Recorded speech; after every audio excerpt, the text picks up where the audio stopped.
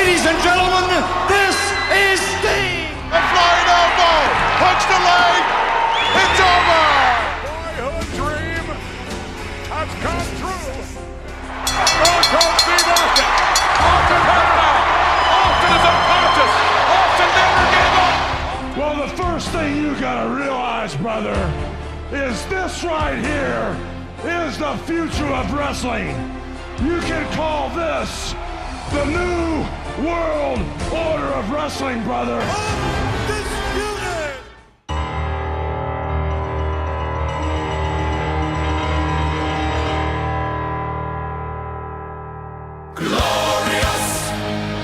Welcome to the Undisputed. Nat Garofalo here alongside good old Ralph Lark, and our friend Hefe has decided to join us once again. Hefe's on the case. Always on the case. We're in good hands. Bringing us in this week, we've got a little bit of an NXT twist for you. It's Bobby Roode's Glorious, and this I'm a little arm. Love it. I didn't know what it was at first when you guys were like, "Oh, you got to do this glorious thing." I'm like, "What the H are you talking about?" We'll You're give like, Hefe all the credit. He kind of turned me on to it, but great song, and you've really got to check out the NXT Takeover. Was it Brooklyn, where they do it with the choir? Yes. Check it out when you get a chance, man. It's pretty cool. They have a whole choir roll. That's cool. Very nice. That's cool stuff. That's cool stuff. So how's everybody doing? It's been a while. Dude, it's been a while. I'm excited to talk wrestling. Okay. Life comes at you, you know. Sure does, trying to man. Work and Sometimes it comes at you with a Volkswagen, you know. I'm but, going on 55 this way. You're going that way. Man. I think last time we got together was pre-Mania. It was Yeah. Mania. We had Tom E. and the Wrench here as well. That's right. It That's was right. Nice. Appreciate them. I think if I remember, Tommy was getting all excited about my my Nostradamus effect kind of thing that I was trying to pull off there. None of it worked. Well, But, we were pretty spot on for so many of Yeah. the things that we said. I mean, we called a lot of that down to the T. Well, and we caught them with their pants down with the C next to Lesnar on their website that they decided to take down. Yes, Yeah. we did. Yes, we did. Whoops. It was fun though, and you know, as a part of the show today, I guess we'll kind of get into a little bit of where you've been with it, where Jeff's been with it, where I've been with it since then. I think Mhm. we're all kind of in different places, which is really interesting. So I'm excited to talk about that today Mhm. as well. But we'll go over everything, you know, the shake-up review. We'll do that, and then for everybody else, we'll talk about, you know, just post-Mania in general. How Sure. things have been. And then, of course, we'll talk about the call-ups. I'm loving the call-ups. We'll go there. Mm-hmm. And then we got a nice new segment for everybody. Hot dog, Well- no hot dog. And we'll explain it in more detail when we get down to it. Absolutely. And then we're also going to talk dream matches today. Everybody gets to pick the match that they want to see based on who's on the current roster. And then we'll go over Money in the Bank. We'll air our grievances, and then we'll get you kids out of here. How's that sound? Sounds like a plan. Works All for right. me. Excellent. Excellent. All right, boys. So, well, Nat, do you want to maybe, I guess, kind of segue into the new call-ups? Sure. For me, there's two call-ups that I'm most excited about. One of them is two people at the same time, but the call-up I'm most excited about is Shinsuke. I think he's going to bring an amazing dynamic to Raw in the regular. If he ends up going to SmackDown some years down the road or some months down the road, and to the pay-per-views and everything like that, right? The other call-up that I'm extremely excited about, just because I'm a big fan of tag team wrestling, is the Revival. Okay. Because they do tag team wrestling the way it was meant to be done. They're setting up something for those boys. You know. The way they kind of weighed them in, Yeah, like the storyline. like- Did they knock them out? Didn't they? I'm telling you, man, like the way everyone knows that there's an art to professional wrestling, right? The art within the art is tag team wrestling. It's not just, four guys, one guy on the outside and on each side. There's an actual formula, chemistry type formula to really make it work for the crowd. Yeah. As far as tag team wrestling, and those guys, they understand it. They Sure. get the psychology behind it. They know the recipe to really invoke the emotion from the crowd and how to really get them into a tag team match. Because a tag team match done wrong is a disaster. Sure. So it's kind of like if you put too much salt in the soup, you've ruined the soup. But if you put just that right amount of salt, it's the best thing you've ever had. I would agree. The Revival. Jeff, anybody that's come up recently that's really struck it for you? I mean, the Shinsuke, the entrance, because he has the guy come out and play the violin, Mhm. and Yeah. I don't watch NXT, so I had no idea what was going on. You know, I'm like, dude, this is awesome. I wonder who this is for. And then it's a guy I've never seen before, and you're like, okay. Yeah. Then you tease me for 3 straight weeks. Like I don't even get to see the guy fight. He gets mic time, and you're like, they're gonna put this guy out on mic time, but he handles the mic well, and he goes out there and messes around with Dolph for 3 weeks, and then. Right. And Jeff just kind of triggered something for me, and people think I'm crazy when I haven't seen the most recent NXT thing. I kind of do it on purpose for that reason, where I want to be surprised when they do get that call up. I'm like, instead of like having watched Shinsuke for the past 3 years on NXT or in New Japan, in New Japan, my first go around with him was when the violinist came out, and I'm like, what the hell is going on? This is freaking great. But if I had deluded myself with who he already was, it wouldn't have been as special to me. So I don't want to say I avoid NXT, but I don't watch it to preserve. I know what I'm missing, and I'm still okay with missing it. Yeah. I know that eventually I'll be able to see it, but I will play devil's advocate and argue on the other side that I'm the same way. I don't really watch NXT, but when I heard that he was coming over, I got real excited. So I sent Hefe a video of Shinsuke versus AJ Styles in Japan. And that video has got me excited. You know what I mean? Like that's because I've seen it is my point. Because I saw what they were able to do. That was a 40-minute match, and they tore the rafters down. So the moment when I realized they both were on SmackDown, now there's like this little dance going on now. Like, how long are they going to wait before they put those two in the ring together, which is really what I want to see. And they've already started, like, getting me, like, excited for by doing subtle things. Like, they've already teamed together. So that was one thing that you've never seen before, which was dynamic. We've seen them fight, but we've never seen them actually on a tag team together. A 6-man team, I think it was. But, I mean, so I will say I guess maybe it's not being ruined for those people in the way we think. I still will choose not to watch NXT on a regular basis for the same reasons, more or less. But, man, I'll say having seen that match, it only excites me more because I feel like they're going to up it to the next level now. Sorry, you're coming through a little bit quiet. You're like sitting on the other side of the library, and I'm like... See, to me, it's like I can barely hear myself now. Like, it's so loud. Like, I mean, I can't even focus because it's like, I feel like, oh, that's perfect. There you go.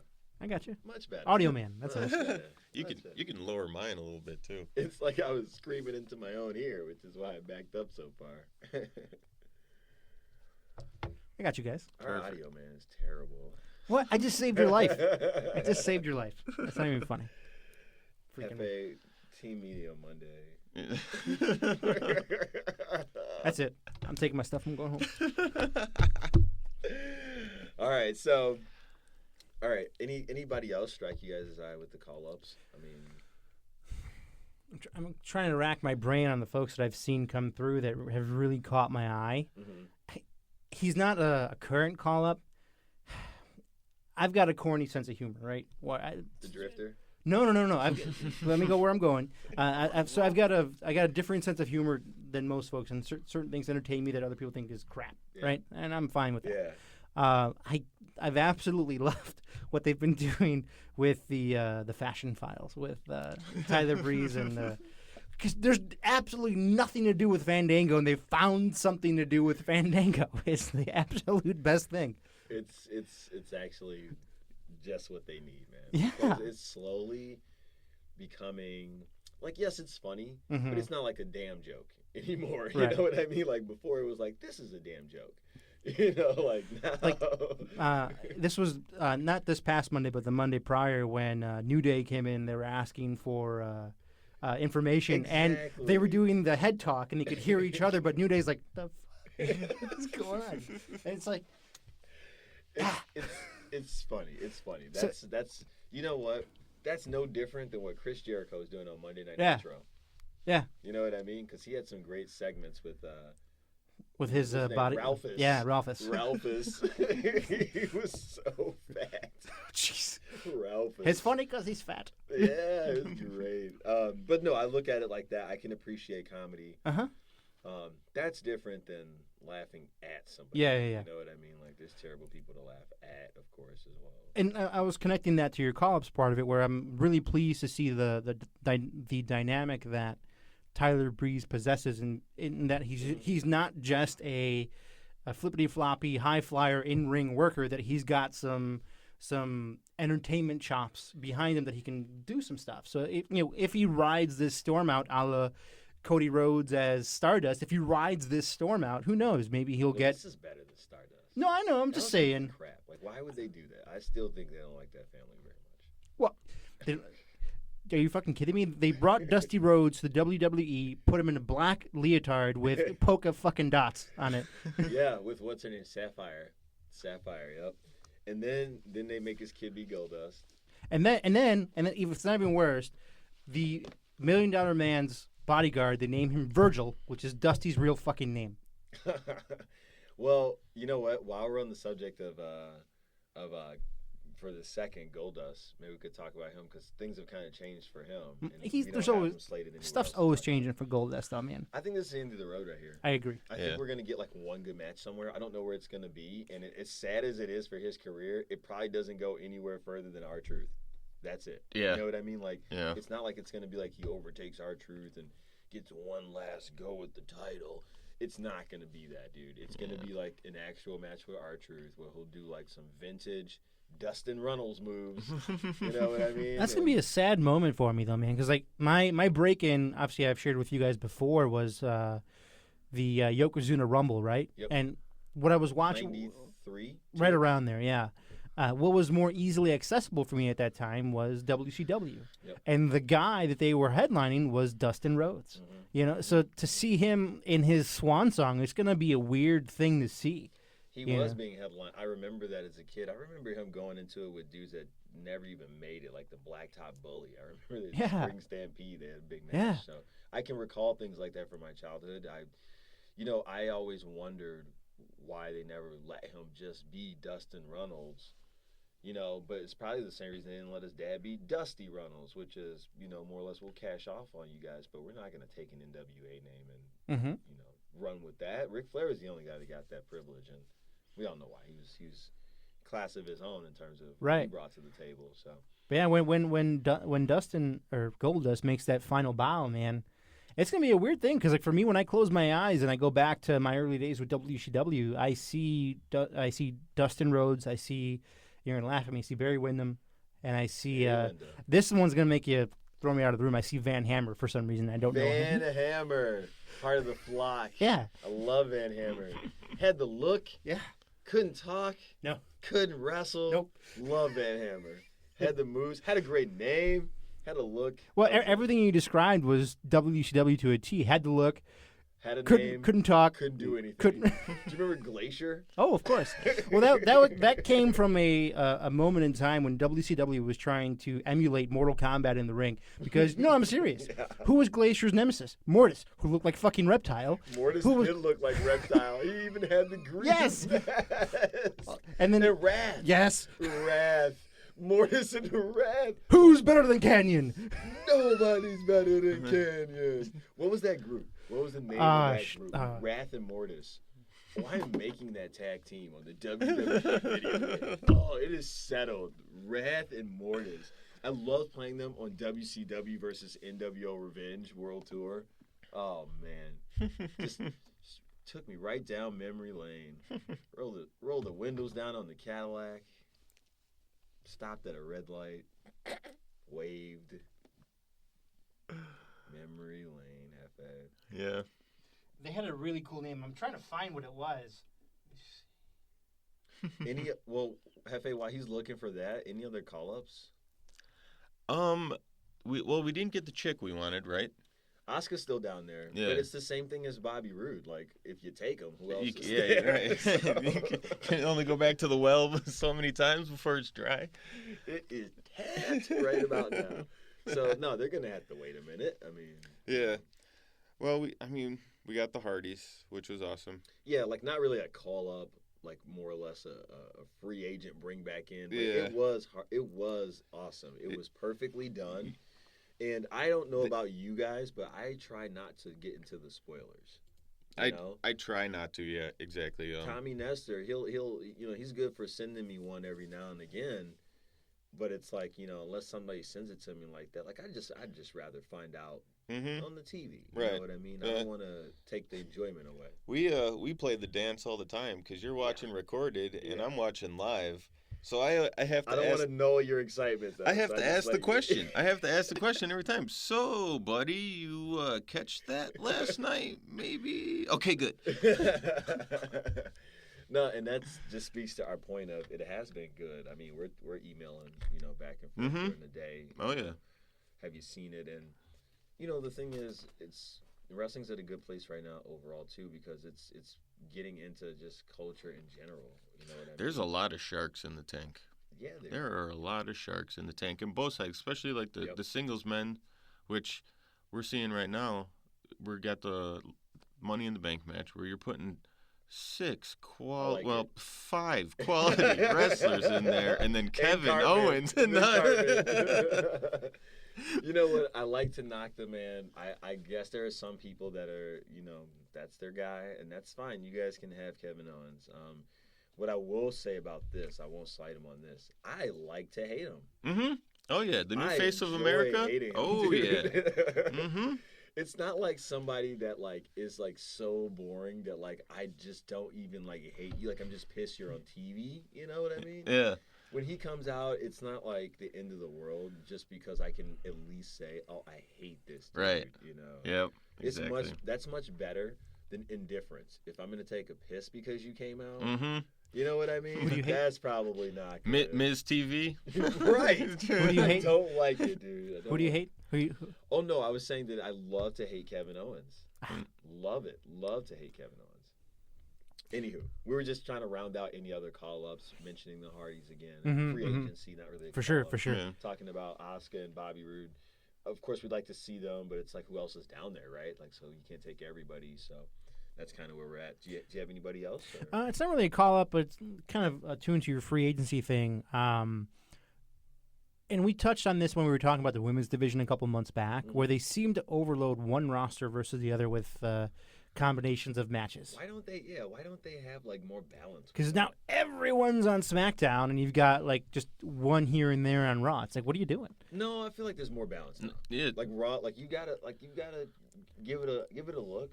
They've really reversed it. I feel like Raw is SmackDown. Pre-WrestleMania. Alexa Bliss has been dynamite. She's on fantastic. the mic over there. Well, they literally were just we need that on Monday. Yeah. You know what I mean? I'm glad you brought her up because I totally forgot about her. She's technically a call-up, I suppose.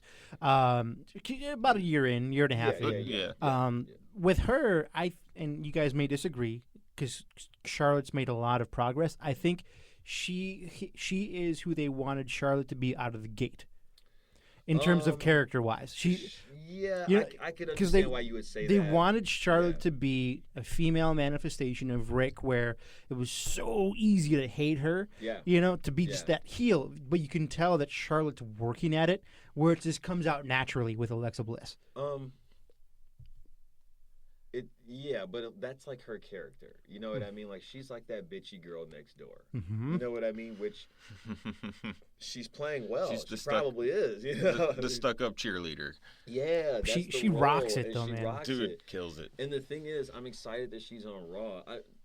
She's one of my favorites. First of all, I love that girl. But I'm excited she's on Raw because I know that there's legitimate dislike between her and Sasha Banks, the boss, who I also love. And I want to see it. That's coming. To cash in on it. Dude, that is coming. coming. You see on Monday. Yes. She freaking socked her, dude. Yes.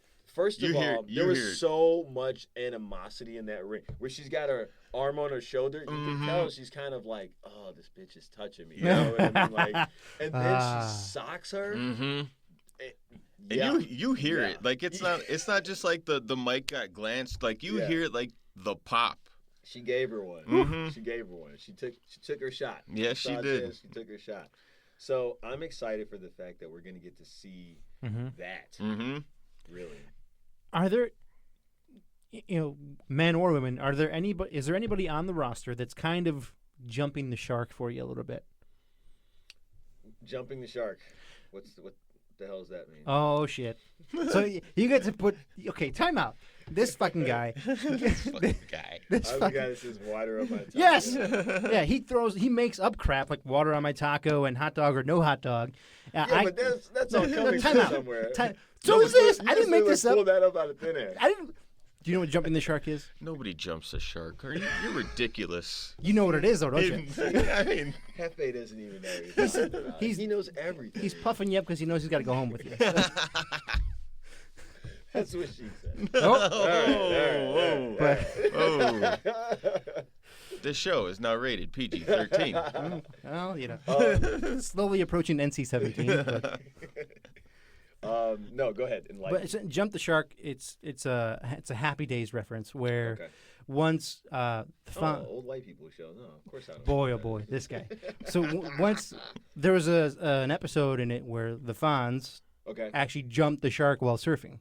Oh, okay. And that's kind of like the timeline or the signpost where the show started to decline, and after that, where it's like nothing was better after that point, or nothing was good after that point. Has anyone really reached their, in your eyes, where like call up wise? In general, if they weren't on Raw next week, I wouldn't give a crap. Or if they were off Raw or SmackDown for the next 3, 4, or 5 months, I wouldn't miss them. I tell you the first name that comes to my mind, and it's only because he's being misused. So if they want to use him right, they can get him out of this category. But it's Senor Kalisto. I could give 2 craps. That's true. I really could. I don't care, dude. I don't care. And I understand why they're doing it, because it's adding value to him. You could legitimately call him a tough guy now. I mean, he faces tough guys. He's a tough guy. He won't back down. We got the storyline, bro. Now, look, can we ship him off to the cruiserweights where he belongs? And I mean, I'm glad you touched on it. It doesn't make sense to have Austin Aries with them, and he's not. Austin Aries is a former TNA World Heavyweight Champion. Right. He's gone round for round with Rude, Styles, Sting, anybody you want to name. Right? Jeff Jarrett back in there. And he's in that division. If it's good enough for him, then it's got to be good enough for Kalisto. And that's, I think I agree with you 100% that the usage of Kalisto is what's kind of thrown him into that category. And what was kind of the sign, the death sign for Kalisto is that they created 205 Live. His gimmick was 205 Live, and then they created a show around it and didn't put him on the show. Right. So it's like... So it's like either you're not really good to what you're supposed to do, or you're really not that. Because you can't tell me he doesn't belong there. See, you got to understand, there are even divisions in the cruiserweight division. You have an upper tier, a middle tier, and a lower tier. Okay, that's prevalent, and it's on fire right now in all the tiers. I don't care if you're a lower tier guy. I'm enjoying those matches too. And when I say lower tier, let's be real. Noam Dar is in the lower tier. Okay. Tony, what's the guy with the great physique? Tony. NAS. Tony Nese. Yeah, Tony Nese. Right. Dude, those guys are in the lower half of the bracket, but they are. They're bringing it every time they're out there, man. So you got Gallagher, who's like lower to middle end. You know what I mean? What I wouldn't mind seeing them do with the cruiserweight guys is see them on occasion, like how Kalisto's been fucking around with Strowman, right? Have them on occasion when the timing is right, transition them in and out of storylines, in and out of 205 Live. So you would like this. I don't know if you caught this, but did you see the whole Sasha Banks thing? Where she's kind of been transitioning in and out of 205 Live, right? With what's our boy's name? Rich Swann. Rich Swann. You got that down a little bit too much? Been practicing? Yeah, I love Rich Swann.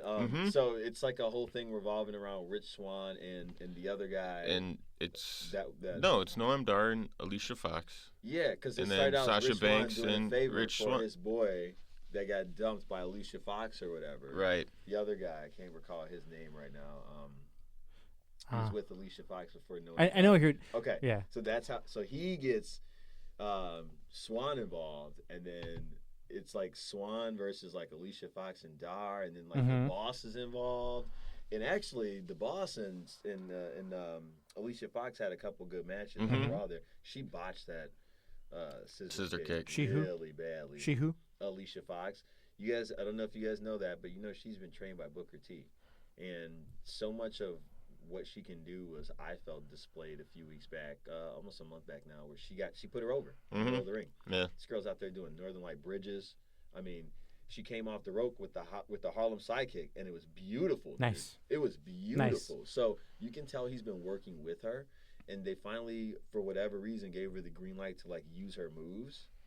But then the next week she came back and she messed it up. It's like she almost chopped the girl's head off with that. It did not look good. And you could tell he wasn't happy about it.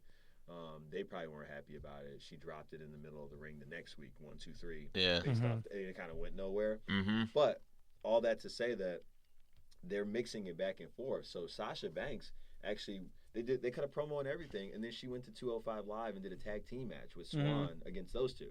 So they have been mixing them in. Mm-hmm. And I'm sorry for you if you missed the dance party, brother. Yes, you did. You missed the Sasha Banks dance party with Swan. Ooh, there we go. let me tell you. Boss. I think a guy that I'd like to see a crossover angle out of 205 Live. I know we got a bit of a tangent here, but Gallagher, I think, would run an awesome program with somebody on the main roster. I think pick your heel, and I think he would run an awesome program with that guy. I think he could pull out a lot of good stuff from the Miz, from Owens, just because of the size disparity. He's got the ability to do that. He does. I get that, but also, you can't keep having a UK championship and none of your best guys from the UK fight for it. Right. Yeah. Right. Period. And we've got that coming up. But all right, so Mr. Hefe, yourself, if there was somebody that wasn't on Raw for the next 3 months, who would it be for you that you wouldn't care less? Well, it's not. This is gonna it's gonna happen. Because she has fallen so far. Okay. Bailey. Really? Okay. I don't, and I can definitely see. Which is a big thing for him. He's a hugger. And I can definitely see where he's going. I got the 2-year-old, so the hugger is right down. Yeah. Your alley. The wheelhouse. Yep. And I can definitely see where he's going. And she might be a product of overhype. Well, you know what? She's not bad. She's not. It was good. She ran into Alexa Bliss, so she loses her belt. Well, they come back. They come back with the kendo stick match. Right. She gets the kendo stick, it doesn't use it. Yeah. Then she loses, and then she has an awkward interview on Monday Night Raw, like the next week. Yep. And so it's what's next for her? Well, and I think with her, and it's a product of how he was talking about Kalisto, which is kind of misuse. They missed a glorious, no pun intended, opportunity with her after Mania when Sasha Banks, in a sense, helped her win against I think it was Mania where Sasha Banks helped her win against Charlotte. Okay. They had an opportunity there to add some fire, some spice to Bayley's character, but they just fucking swept it under the rug. Mm-hmm. It's one of those things to where Jeff might be right, because I don't understand where else. She's just kind of dead in the water right now, and she's going to have to go away to become relevant again. Either that or they're phasing her over to SmackDown, which, I don't necessarily. I think honestly you can take one heavyweight over to SmackDown and bring one of those girls over, because it's a little imbalanced. I feel like they got better story on SmackDown, but those chicks, some of them. I mean, I've had enough Natalya to last me a lifetime. Carmella is another one that's easy to hate, and so I'm not going to say I'm against her, but like, you like to hate her. Like she gets you a reaction. She can get under your skin. Her and Chinsworth there. Well, no Chinsworth, but no Chinsworth. No, hey, I love it. All right, for the sake of time, Nat, do you want to tell us who you have? Let's my garbage heap person has been that since he came out one night after WrestleMania, which is Big Cass. I'm done with Big Cass. Really? I'm fine with Enzo. Enzo can keep me engaged and keep me entertained. I'll watch. Yeah. I can't swallow the Big Cass pill. Can't do it. I can't do it. If you don't make him go 1-on-1. Just please don't ever make them a singles wrestler. Keep them as a tag team, because you realize they've never held tag team titles anywhere, not even in NXT, so not even anywhere else. So I like that angle. It's something that you can build on, but please don't separate them. There's no future for either of them separated. Right. I mean, I have this bad feeling that they either go test route or Kevin Nash route with Big Cass. That's what I'm worried about. Do it if you like, but keep the whole Brooklyn angle and put them back with Carmella. They're dating anyway. Why not? Everybody loves to hate her anyway. That would be fine. But yeah, he's my I wouldn't mind punting. They all three Big need Cass. to be together anyway. It doesn't make sense why they're not. Right. Then she falls into stupid groups like she's in now. So Right. All right, so guys, our next segment is going to be fun. Okay, it's going to be fun. That means it was fun, no matter if it's fun or not. As I said, it was going to be fun. So, All right. all right. Hot dog, no hot dog. Very quickly, for any of you guys that watch Silicon Valley, then you know Jin Yang's app is supposed to tell you what the food is when you point it over the food. However, it only works for hot dogs. So you point it over the hot dog, ding, hot dog. You point it over a banana or a hamburger, it just goes, no hot dog. So we thought we would come up with a new segment titled Hot Dog, No Hot Dog. So we've got a couple of really quick topics, and we're just going to go around the horn. And we can do more bullet style, more quick, you know what I mean? Mm-hmm. And you guys can just give me what your main points. Sure. Why it's hot dog or no hot dog. Okay? Sure. All right, let's start with Hefe, actually. Hefe, Tamina, hot dog, no hot dog. No hot dog. No hot dog. Hater, Nia Jax, 0.5. 0.5, he says. All right, no hot dog. Nia Jax, 0.5. Nat, Tamina, hot dog, no hot dog. Same, no hot dog. No hot dog. Okay. Any particular reason? Just Okay. That is a viable reason. You can look that up. It says it in the dictionary. Right. Sorry, Tamina. That's a trifecta of no hot dog. I just don't care. I wasn't sure that her knees bent. Oh, yeah. There we go, Hefe. There we go. I wasn't sure that her knees bent. So. I'm trying to picture this. I don't know if you saw that glazed over look in my eye where I was trying to do the math on the knees not bending. But. Stiffest person ever, man. I swear, I didn't know. I wasn't sure her knees bent. Okay, so no hot dog for Tamina. I hate to just tear somebody down, but maybe it's building. I don't know, but it's not there yet, so I'm not interested. Okay, hot dog, no hot dog. Let's start with Nat this time. Nat, moving people with their nemesis, right? So Sami Zayn, or not Sami Zayn, bad example. We'll say The Miz and Ambrose both go on the Raw in the shakeup. There's absolutely no freaking point to it. Like, if you were going to keep them together, just keep them together where they are. Unless you move one, which let's say you move The Miz, right?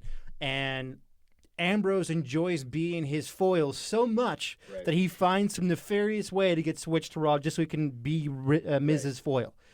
Unless there is a reason behind it or a worked angle behind it, why the fuck do it? No fucking hot dog on that shit.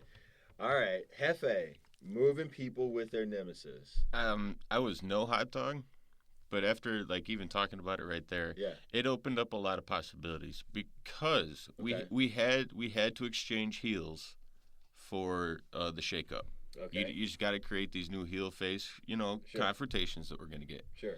Moving Ambrose, or you're moving Miz is the obvious heel because you're exchanging him with essentially Kevin Owens. Mm-hmm. Sure. Bringing Ambrose also sets you up for that Shield revival that everybody wants. That could be, that could be WrestleMania 34. But I don't think people would hate that. It is now allowed. It's within the realms of possibility now. Where before we're like, well, they're in two different things. How are you going to do that? Right now. Yeah. I like that. And that's something that actually just came to me right here. Well, you know what? To Hefe's point, I guess that does make it more interesting. What I will say is I wanted the shakeup to be about different matchups. Yeah. From that standpoint, I just didn't. I'm going to say no hot dog because I saw this on SmackDown last week. Right. Don't want to watch it on Raw this week. Right. But again, I want to make the point that I understand that it makes it easier to transition. Right. Bring over somebody he's been working with hot. Right. Right. That's a good first. So you're not starting cold. I get it. That's a good first program. So, all right. We're a little mixed there. All right, guys. Hot dog, no hot dog. Let's pivot back to Hefe first this time. You start us off. Okay, I can start us off. Let's do that. So, hot dog, no hot dog. valets in the ring. So, i.e., I'm categorizing Alicia Fox here a little bit. She wasn't doing much wrestling there for a while, but it's certainly Lana now too. I'm gonna say hot dog on this one, fellas, because you can't. The knock on them is the company is too big for one show. You lose people. But we were struggling with it being big enough for 2 shows, right? It was almost a little thin. Mm-hmm. Now we've had some call-ups. Now NXT is a little depleted, but the main rosters are kind of where they need to be. Mm-hmm. And from those standpoints of valets specifically, whatever you can do to get another legitimate woman who can go with the women in the ring to add to those numbers, you need that, because we got to stop thinking about them as a novelty act. Right? Mm-hmm. Maybe they can get their own show. Maybe there's going to be women's tag team champions one day, or a women's intercontinental champion, or a women's U.S. champion. But all that has to start with just more legitimate talent. So if they can handle their own, then I'm all for it. I think Lana's going to surprise a lot of us. I will sing Alicia Fox's praises because she's done well. Lana hit that power slam on who was it, Naomi? Yeah. On SmackDown, like this past SmackDown, I am interested now. Yeah. I am interested. That's what it was supposed to do. There ain't too many ladies that are pulling out power slams like that. I mean, you saw Charlotte put Natalya through the table with a power bomb, which was excellent. And that set up the whole, we're going to have our ladies Money in the Bank match. I mean, everything was great about that. That whole gimmick, the last couple minutes of SmackDown where they just went at it. The match didn't start. Oh, man. All right, so that's a hot dog, Hefe? Yep. Okay.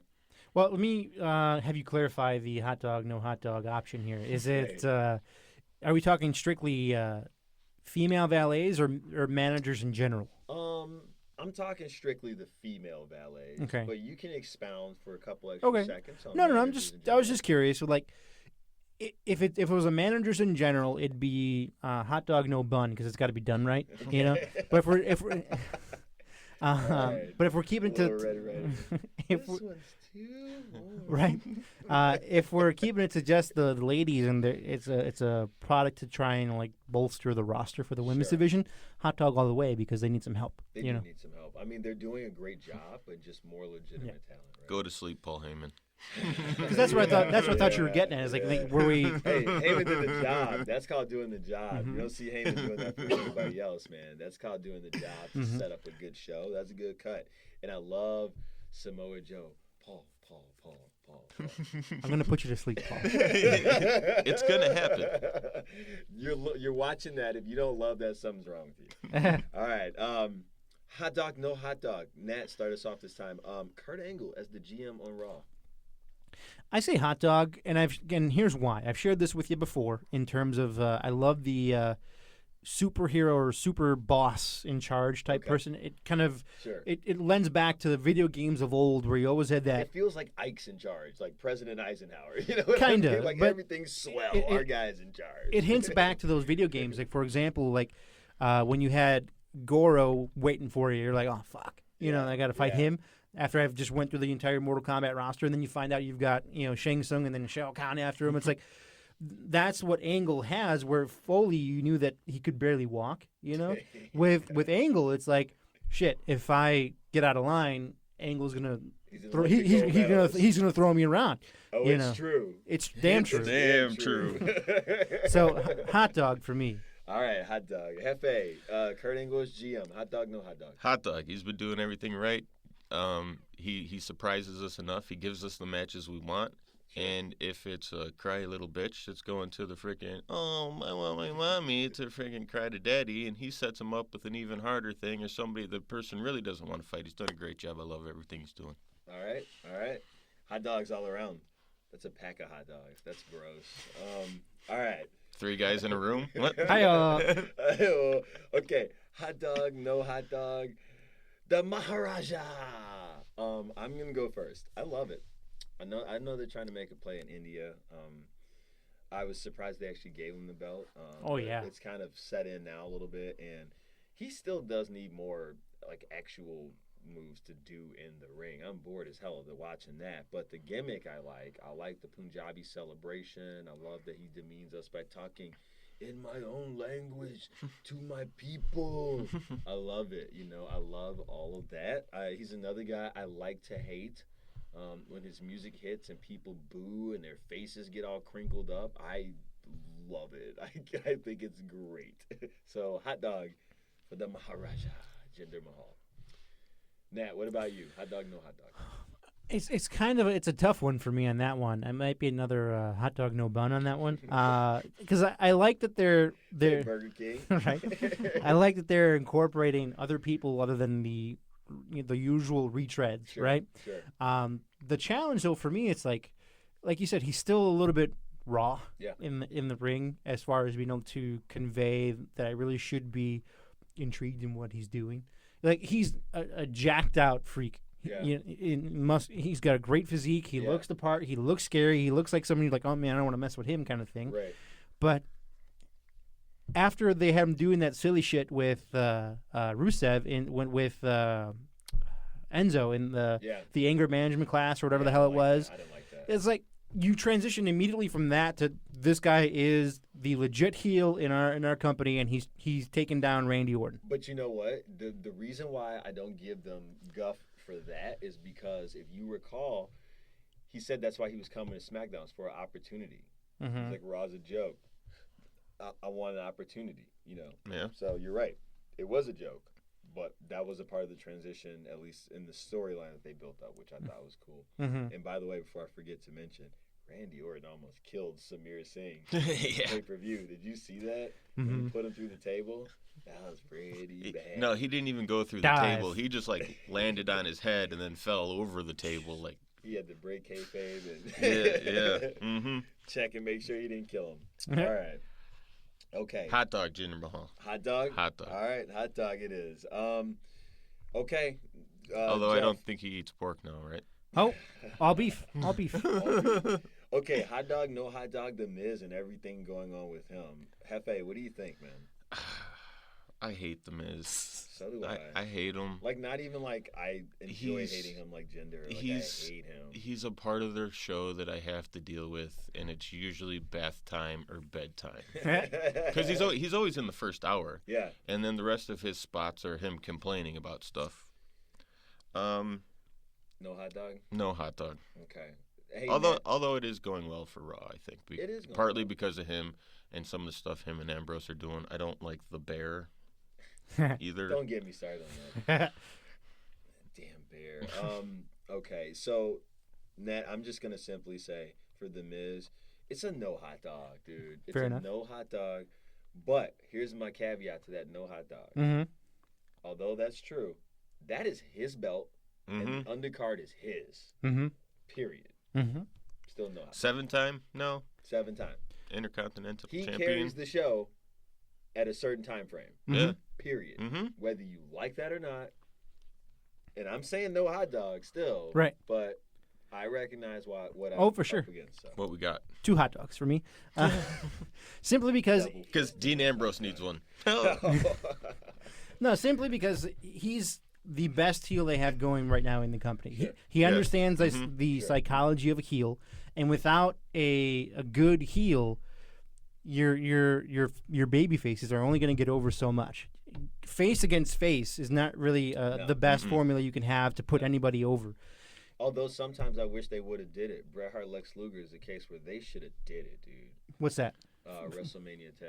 Oh, instead of Yokozuna Yeah, doing they that. should have did it. I get you. No, but with this whole Miz business, it's like he gets the old school formula. Right now, he next to AJ, his matches they work. Sure. Because he's not going to go in there looking to outshine an AJ Styles or a Finn Balor. He's going to go in there and do heel things. and do heel things to make sure that the match looks right for Balor. Because the point of the heel is not to steal the match. That I have a problem with. It's the actual physical what he's doing in there. It looks I think safe and it looks a lot like what the allegations were made against him by Daniel Bryan. And it's assuming, and that's you have to make the assumption that you feel that's a bad thing. I don't feel that's a bad thing. I'm not saying it's a bad thing. I'm just saying for entertainment purposes, it doesn't you're out there to be entertaining. Sure. That is one of the most least entertaining guys. I disagree wholeheartedly. Yeah, kind of. Me too. In terms of his wrestling style, not what he brings to the mic, not what he adds to the show. I'm talking about like his actual moveset. I mean, I'm not a fan. Here's the thing. Like that slingshot, like clothesline that he does in the corner. I actually dig it. It's so slow, and it comes with no impact. Like it just looks like he's like hanging out, swinging his legs like a little kid. Like I don't buy anything that he does. Here's what with his moveset. It's not that it's not a flashy moveset, and that's the point. No, his moveset is so that he can make sure he lasts 30 years. But my point is, who says we want to see you for 30 years? I mean, because you suck. Your moves suck. I don't want to see that for 30 years. It's the Hogan syndrome. Safe wrestler. But yeah, I've been watching punches and kicks for 20 years now, No, I hear you, but like I said, with The Miz, it's not about... You can't have everybody do the same shit all over again. Sure. Otherwise, it loses its luster. If everyone wrestles the exact same way that AJ Styles does, or the exact same way that Finn Balor does, there's no fucking point to watch. It's the same fucking thing every fucking match. But if they use the same moves, maybe you're right. Not wrestling style. Don't tell me that he's got to be out there ginger tippy-toeing for it to be, but worthwhile for me. Because it's not. It's horse shit. It looks bad compared to other dudes that are out there. I get where you're coming from, but here's what you're not getting with that whole Miz approach. It's a methodical choice with him and the guys that are booking the matches. The way he goes about it, it's part of telling that. You think it's a work? Yeah. You think it's a work? Absolutely. If it's a work, then I buy into it that much more. If it's a work, then I change the way I think about it. I like it because I hate it. Because if you're telling me that he literally is doing that shit on purpose, then that's like the best thing in the world, and he is their best heel. Then. Working that way is a conscious decision. Like it's harder to be safe in a wrestling ring than it is to be reckless. Well, let's change the word. It isn't entertaining. For sure. Are you telling me that you believe that he means it to be uninspired like that? That's like on purpose to add to the heel character. That's what I was buying from you for a second. The Miz's character is all about. Remember way back when he was like, "Don't hit the face, don't hit the face." His character has always been about self-preservation. So if you're telling me that that's what this is, I change everything I think about him. And if that's what this is, I wouldn't doubt it for a second if that's the case. I can't prove it or say for sure, but like his character is all about self-preservation, and that's how he wrestles in the ring. It's a self-preservation style with impact at the right moment. I will say The Miz, no hot dog. Unless. That's my answer. Unless. Because no hot dog. Yeah. Bun, no hot dog. No hot dog. I mean, if that's the case, that's just genius if that's the case, man. All right. But yeah, that's why he's such a hot topic guy. Because if he means to do that, but he like can wrestle another way, I am that much more impressed with him then. Mm-hmm. And even though I still hate it, that changes it for me. Oh, jeez. Wow. All right. Okay, Nat, what do you think? Hot dog, no hot dog, the UK Championship. We've already kind of touched on this a little bit. I mean, if you're going to have it, it's kind of like Yogi Berra's Geico insurance quote. Yeah. You need it. That's why you have it. You have it. That's why you need it. Or whatever the hell the quote was. Sure. If you have the fucking belt, have fucking matches for the belt. Right. Right. Let me ask you, fellas. Or have a program that's based on the belt or something. Can either of you name anybody that fights for that title? No. What's the title look like? Okay, so that's why it's a no hot dog for me. Hefe? What's this title you speak of? I no heard there was a tournament, but I don't know the name of the dude that won. I don't even know if they've had other shows. I'm not going to look to see what's happened with it, so you need to tell me, and they haven't told me. So they haven't. And the thing is, I know that the match that was had to crown the champion was supposed to be like an epic match for this, and it probably was, but I didn't watch that. I didn't watch it, and you know what? If it was so damn epic, I'm sorry.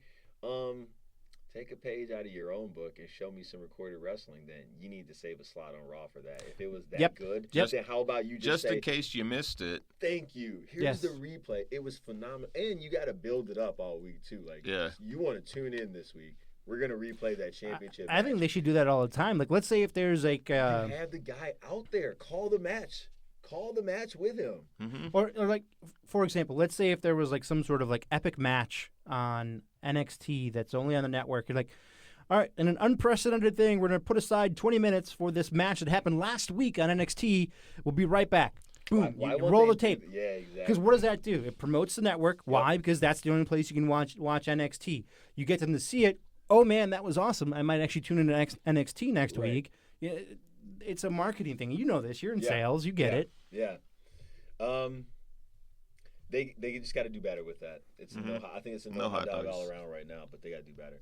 Okay, last one, fellas. Hot dog, no hot dog. Hefe, Titus brand. It's been entertaining. Mm-hmm. It's a filler, obviously. I mean, and they're using our boy Kalisto. Yeah. Who you guys are saying he should be in 205 Live. He is jobbing or putting in work every week. Oh, I'm not saying whether he's it's not fighting one of those two guys, he's fighting Braun Strowman, he's getting thrown into a dumpster, wins a dumpster match. He's doing things. He's fighting. No, I'm not taking anything away from him. He's fighting. Local boy. Yeah. But you know what? Interjecting him into that Titus brand, that was good because I was kind of getting lost on the Titus brand. I thought it was funny. You know? I'm losing the name. But the guy that was ringside Apollo Crews, maybe? No, he was ringside. It's a guy from 205. He was ringside for the match. After the end of the match, they dragged him out there and were taking pictures and everything.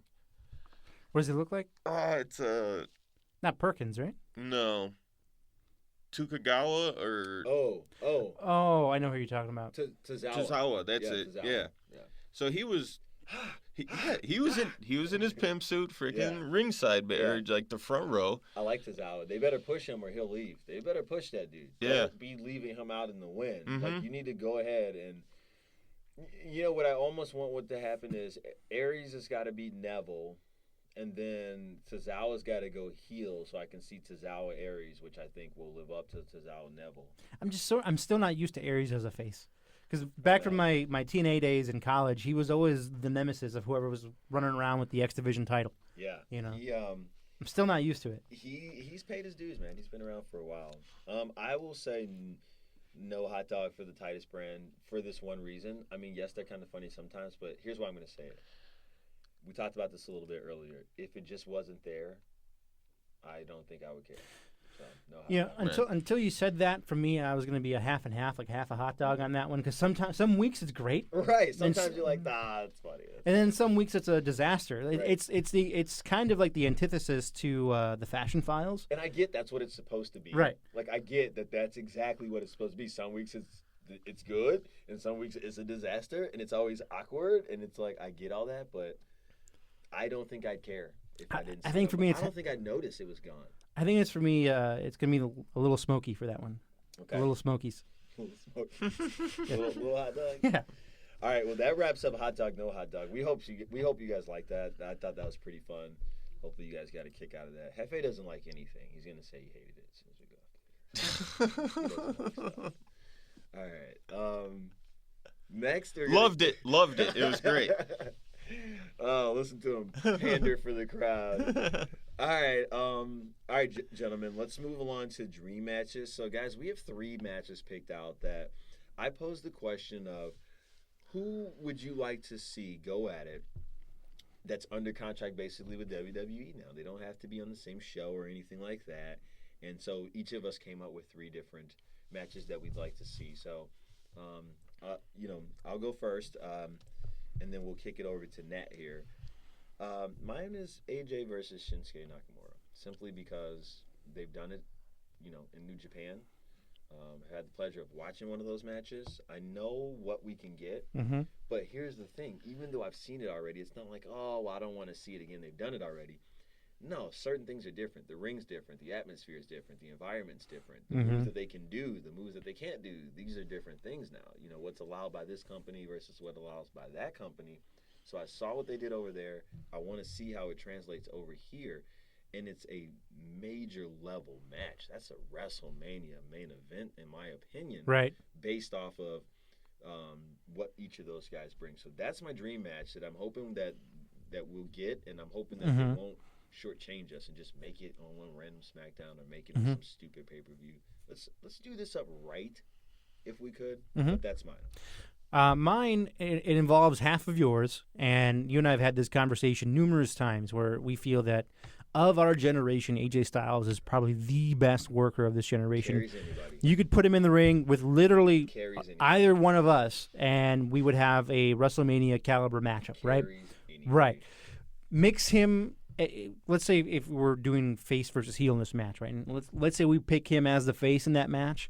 You got to put him in there with somebody who's going to be a good foil for him and just be a good heel. For me, my match would be AJ and The Miz. That would be I know people, and we already had this conversation about 5 minutes ago about The Miz, but like the way that his style would contrast AJ, it would literally be a yin and yang match. You know, good versus evil, high flyer versus slow, fast. That kind. It's methodical versus on the fly. You know, that dynamic between their styles is what I think would be an intriguing matchup for me. I'm buying it. Hefe? When you asked me, well, I went Finn Balor. Oh, you definitely can change it. You've got. Well, you can pull the Hefe card and. I'm tossing here because it's something that could happen now, but it would be the New Day versus the Hardys. But I like that pivot. Actually. It is a face. Damn. It is a face kind of matchup. That's but good. I mean, it's something we haven't seen because I don't think the New Day has touched the NXT. Right? They kind of got homegrown built in the WWE. I think Big E was down there by himself, maybe or something like that, because this wasn't supposed to be a team thing. Right? You know what I mean? Yeah. Mm-hmm. That's interesting as hell, dude. And I didn't think about the whole tag team side of it. I didn't either. Yeah. That's really interesting. I like that a lot, actually. Dude, I like Hefe's dream match. I want to see his dream match. Right. I like that. But you know what? It kind of came to me because WrestleMania, New Day comes out and there's one more team, and you think New Day is going to come down here and they're going to fucking clean up, and then the Hardy Boys music hits and everybody goes freaking nuts. Yeah. And well, I guess if that is the dream match, the Hardys need their third guy, which would be good old Michael P.S. Hayes, right? Oh, my God. Probably not. Come on. Take Lita first. Remember, I just pictured in my head old school Michael Hayes with his black I wasn't a fan like other people were. I liked a lot of tag teams. They were not one of them. The Hardys? No, Michael P.S. Hayes. No, he was with the Hardys when they first debuted. He was their guy. I forgot about that, dude. You're right. I so forgot about that. It was a mental such a mismatch. Like I blocked it out of my mind forever. Wow, I forgot about that. I'm gonna find the picture for you. Yeah, find those pantyhose on the arms there. That's funny stuff. Well, you know what? While Nat's looking for that, I'll just mention that Hefe had originally had for his dream match slated Finn Balor and Shinsuke Nakamura, which they would tear the house down. And there it is, right there. Michael P.S. Hayes sucking it in so hard. Oh yeah, so hard that it's going into his chest. Right after that picture was taken, probably got a big. Dude, They have been great for so long. Look how young they were, man. Yeah. I forgot they started when they were like 19 or 18. Well, I forgot. That's when they hit. They were getting They job were backyard wrestling. They were started the way we started. Backyard wrestling. All right, so those are our dream matches, and yes, undoubtedly Finn Balor versus Shinsuke Nakamura would be a classic as well. They have faced each other in NXT. We understand. We don't watch that, so we don't care. So it's still a dream match that we haven't seen. Maybe at some point you and I will take a look. Maybe we'll take a look. All right, guys. So let's move along to Money in the Bank so we can put a bow on this pretty thing. Me? What? Sure, sweetheart. Sure, oh, darling. Sure, darling. Money in the Bank. So we'll just kind of go, match by match very quickly and kind of give our assessments here. I like that there aren't a lot of matches with the pre-show match. That's the tag team match. You have just 5 on the main card, which is great. That leaves a lot of time for these people to work and show us what they can do. Sometimes it can be probably a little nerve-wracking when you're having to prove how good you are, but you have like 7 minutes, right? Yeah. So, well, this is gonna be good for a lot. I think especially the women, because now we're gonna get. We always get like the one-on-one extended match. Yeah. This is gonna be. They're gonna have to fill 45 minutes. It's gonna be good matches, definitely, and I think the girls are gonna do even better than what we're thinking. They always seem to surprise us. So. Yeah. We'll take it from the top, though. Yeah. Hype Bros versus Colognes. I don't particularly care, is my answer. But I will say this. It's not because of Mojo Rawley. And the Colognes, I don't know what I want to do with them yet. I love the gimmick. I like that they're untrustworthy. I like that they always have those stupid pamphlets and they're trying to sell you a timeshare. I think it's great. They're always trying to like lie to you, and, like make you question things. Like, I think it's great, but I'm very much not interested in this. I don't know what they're doing with Mojo Rawley. They were kind of singling him out for singles. He won the Memorial Battle Royal, and then now we're putting him back. It could just, like if you were gonna have them be back together as Hype Bros anyway, once Old Boy's injury was done, then why'd you even push them in the singles then? Like, why did you push either of them? Right, you wasted the Battle Royal because we had that conversation. Right, why are we doing that then? And why make this guy the Intercontinental Champion that he just turned around and lost right away too, like the next night? So I don't understand a lot of that, and so I'm not gonna knock these guys and say they're not good performers, but I'm not excited for this match. I don't care. I'll watch, but. That's it. Yeah, I'm probably going to be working the grill while this match is going on, to be honest. But Mojo Rawley gets it because he won the Andre the Giant Memorial. Yeah. So, yeah, it's a chopper. It's a chopper. Yeah, match. this is prep dinner. Take a nap. Yep. Oh crap, the pay-per-view's on kind of match. Where if you catch it, so I mean, this match doesn't even really have to be there. You could, you're having the pre-show for the sake of having a pre-show is what you're doing with this. Right. You know what I mean? Really don't have to. Like, you just made this up, and I don't care. So, moving on. Moving on. Naomi and Lana. Is that what we have next? Yes.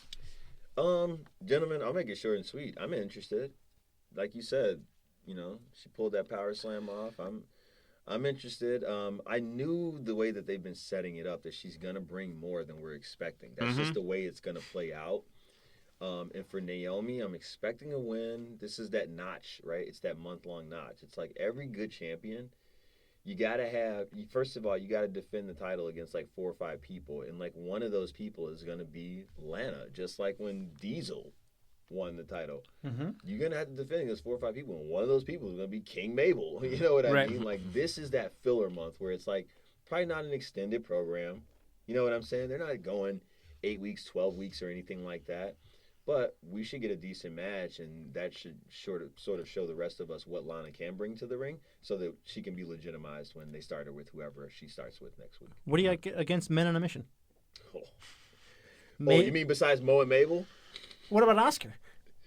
Oh, I'm against them too. I'm against all 3 of them. Come on, Men on the Mission. Put it up so Jeff can see it. Put up some damn Men on the Mission.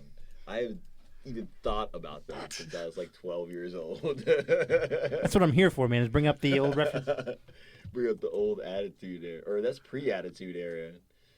I watched. That's like transition period from the new generation into the it's that transition period. Yeah, you're right. It was called the New Generation, and it was the Attitude Era, which was headlined by Brett and Sean. They were like Austin brought in the Attitude Era at the King of the Ring when he beat Jake the Snake and said, "Austin 316 says I just whipped your ass," and they were like, "Oh man, he cursed on TV."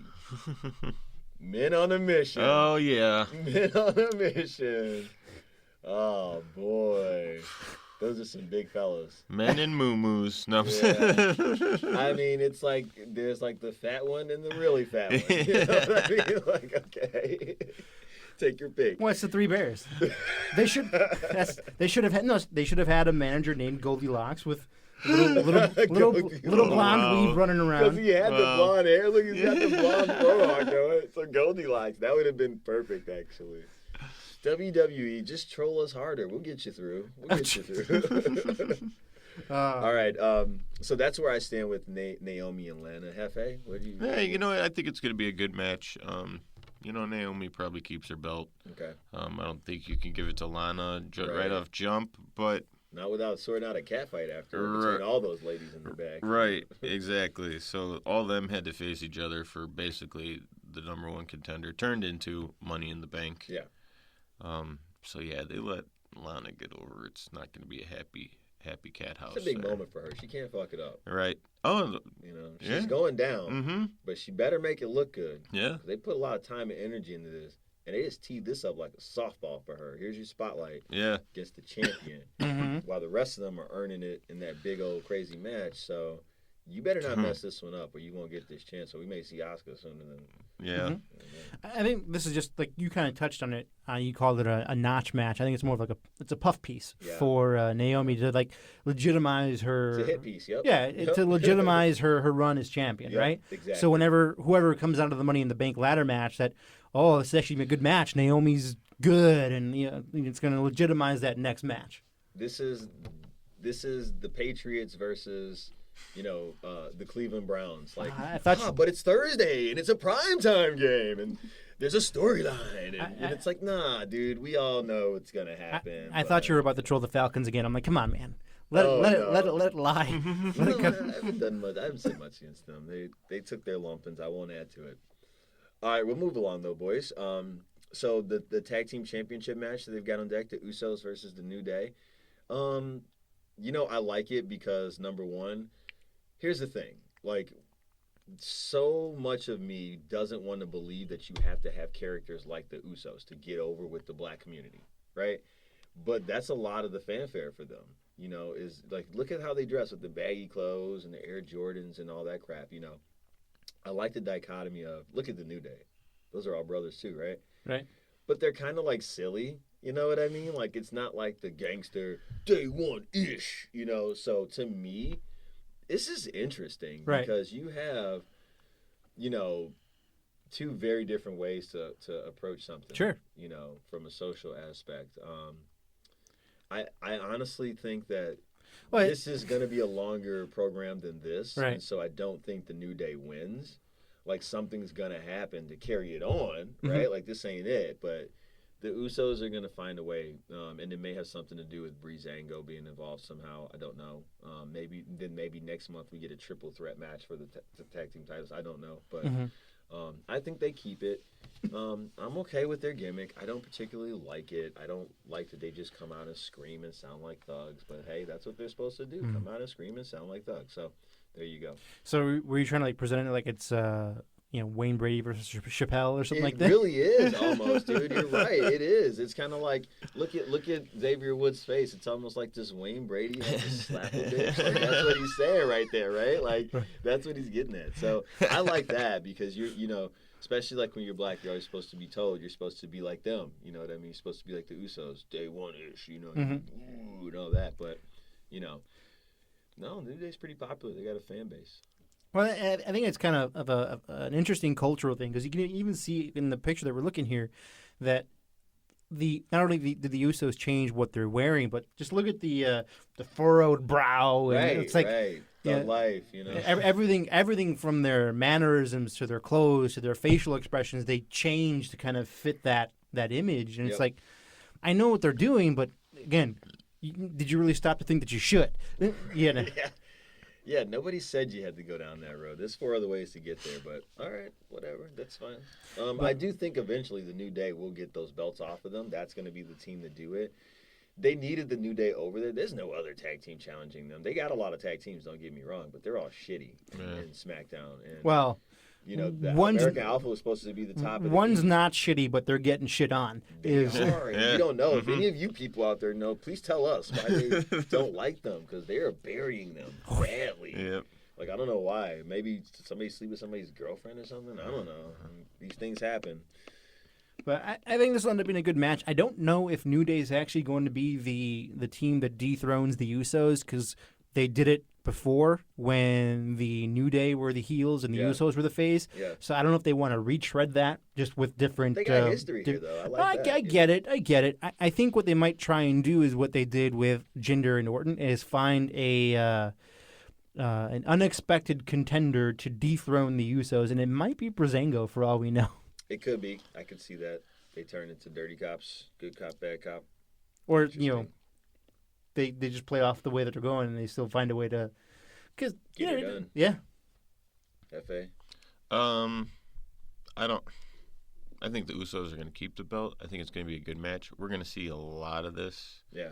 We're going to see these guys in the ring. We're going to see these guys in the ring a lot. I have to imagine. So because of that, I don't think it's going to be a longer match. Right. But see that. But then it's a 5-match card, so they got to do something, Well, I mean, these Money in the Bank matches can go on forever. And they should. And they should. Yeah. And they should. Okay. Fair enough, FA. So, ladies' Money in the Bank. Tamina. Why is she even in here? Nia Jax, 0.5. Why is she even in here? They couldn't have found a better picture. That's like I don't even know when that's from. Anyways, so Money in the Bank, the ladies match: Becky, Charlotte, Natalya, Tamina, and Carmella. I hate to say it. I feel like Tamina's gonna win this match. I hate to say it, dude. Heels got to steal. Yeah, you know what I mean? I hate to say it. It's gonna be like a her or maybe Natty. I would hate if Natty won. Like not even in like a good hate kind of way. Like I hate Cat Lady. I don't like her. Yeah. I don't like what's in her matches. I'm over her for real. Never the best there ever will be.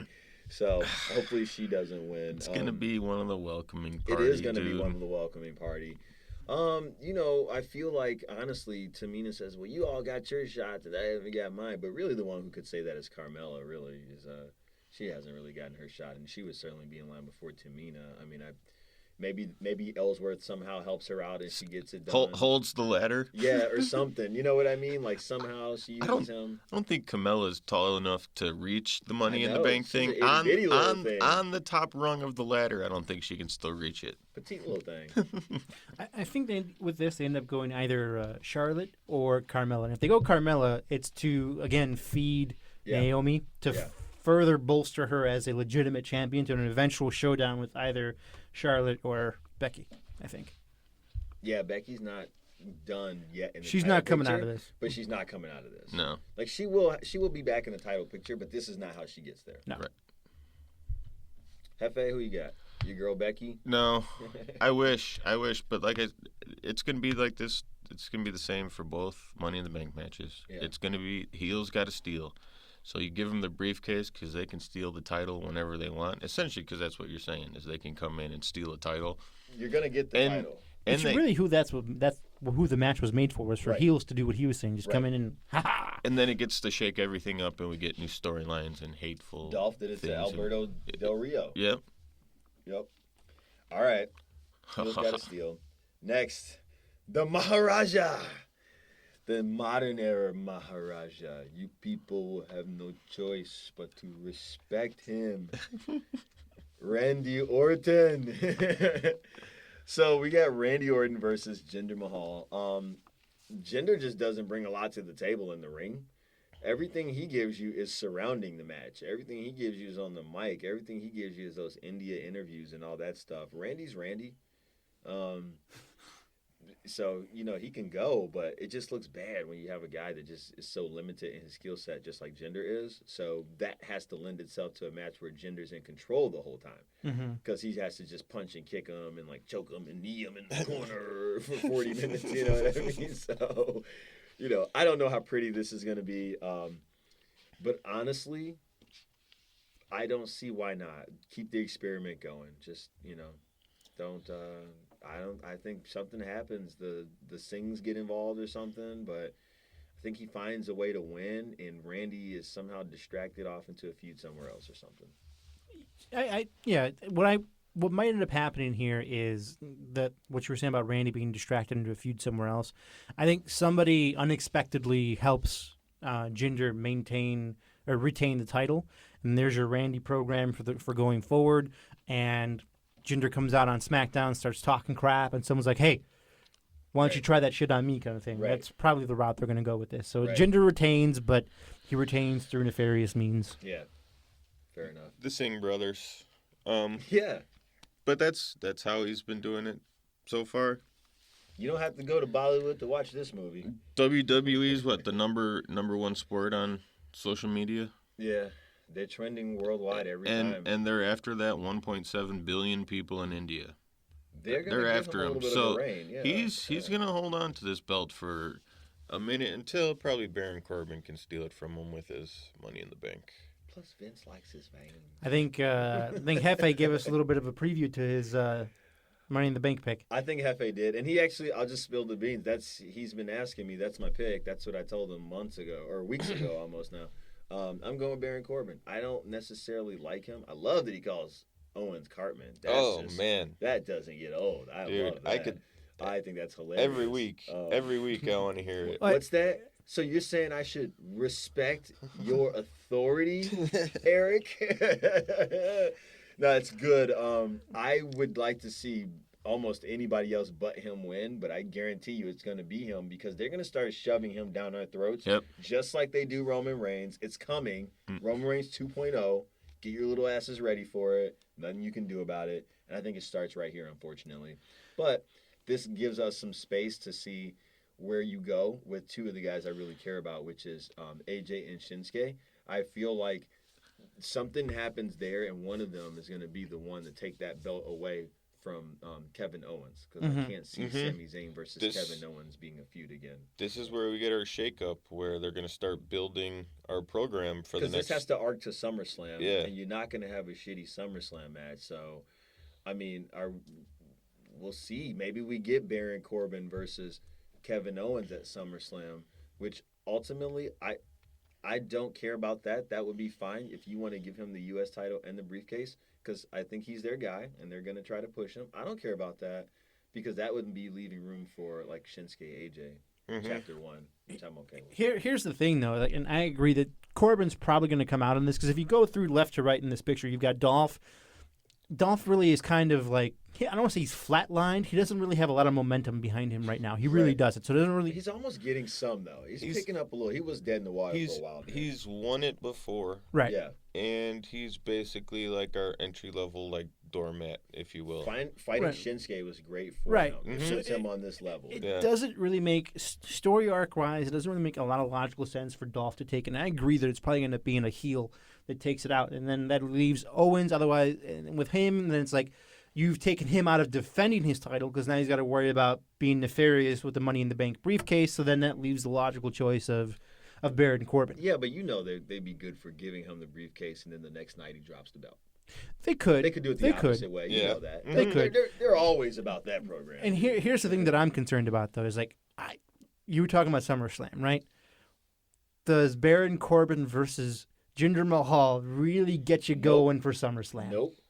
No, they can't do that. You know what I'm saying? If he has the briefcase, he won't be cashing in. It won't be that match.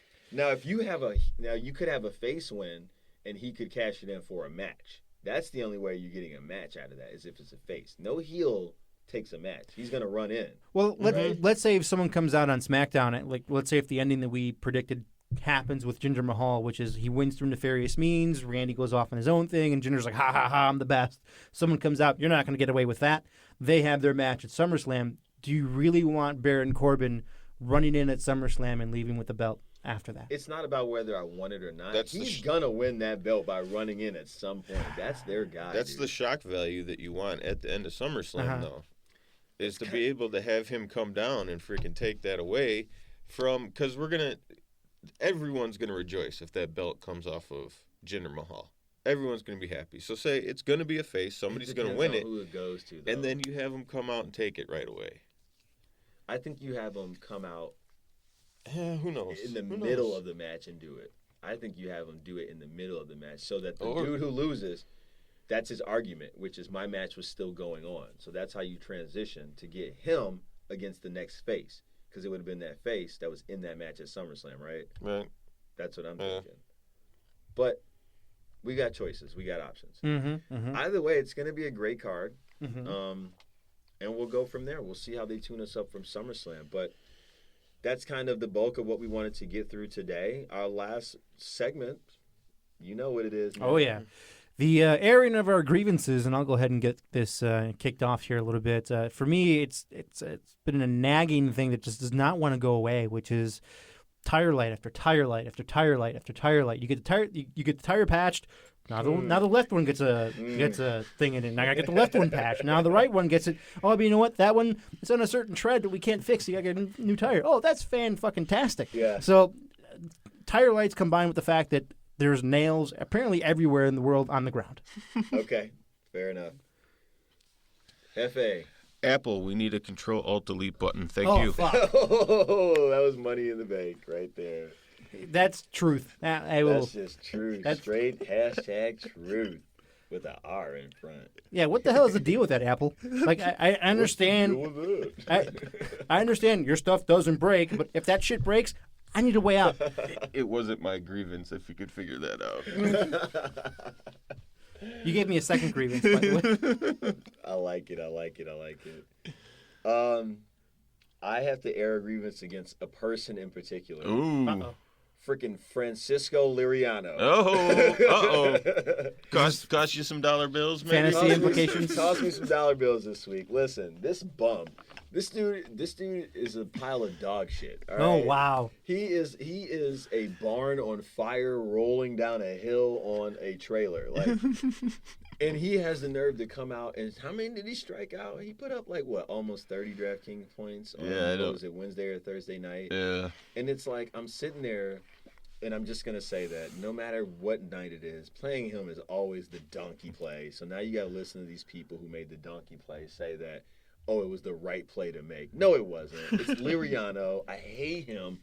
I hate that dude. And that's the grievance I need to air is him and his career. I can't wait till it's over, dude. All right. Consider the grievance aired.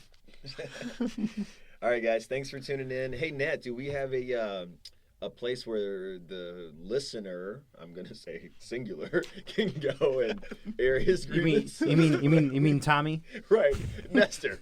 Just text me if you have a grievance.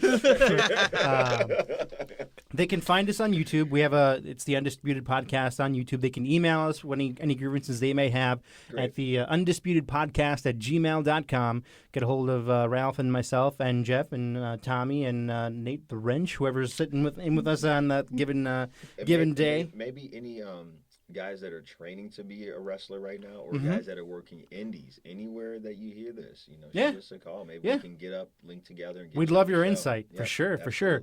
Again, this is The Undisputed. You can catch us on YouTube. I'll probably be throwing this on Facebook as well. Ralph will probably share it as well. Again, if you have anything you'd want us to talk about, email us at theundisputedpodcast@gmail.com. But until next time, for Ralph, for Jeff, I'm Nat Garofalo. Thanks for tuning in.